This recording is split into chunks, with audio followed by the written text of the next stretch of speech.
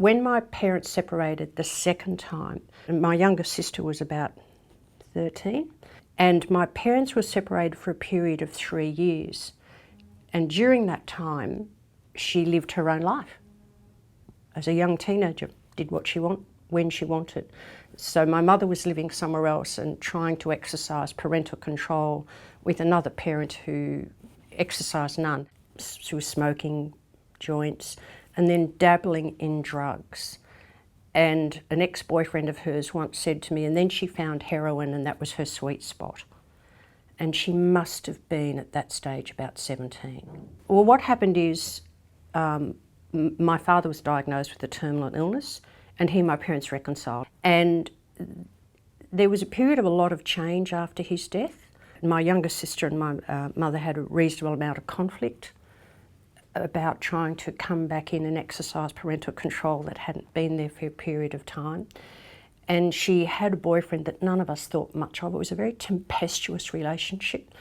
And then they had a big fight, apparently, and he rang my mother and said, "Your daughter's using heroin." And that's how we found out. Oh, a bomb dropped.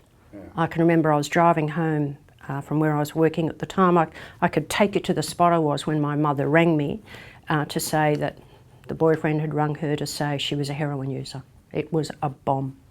It was completely out of the blue.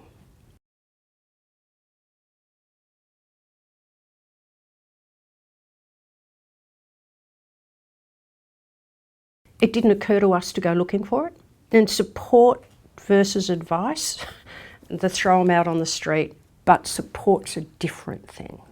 So we didn't really get any if I think about it.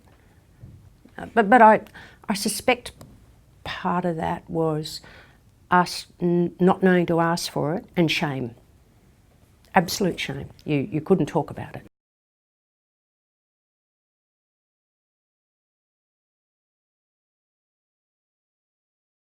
I don't know how my mother found out. I suspect she was Googling away merrily. Every now and then she'd come up with something that she'd find, and then she rang me one day driving home from work and said, "I found this organisation called Family Drug Support, and they've got a support group and we're going to it." Excellent. So, there are people who were in the same boat we were, and there's an enormous amount of comfort in that. You're not alone. And there were people who were at different places. So we came in looking, in hindsight, looking for the fix, looking for the solution with not really understanding how family drug support worked or how the group worked. And my mother was always a sharer. So she would always talk and I would always sit and listen, but she was a great sharer. And so you've got the opportunity to tell your story but listen to others, and to not have someone, and certainly the group facilitators, that they're just helping people talk. They weren't giving advice, so you weren't coming in, though perhaps this is what we wanted, with the fix it. But it was incredibly supportive. You'd stopped feeling alone. I think from that first meeting, that was the biggest takeaway.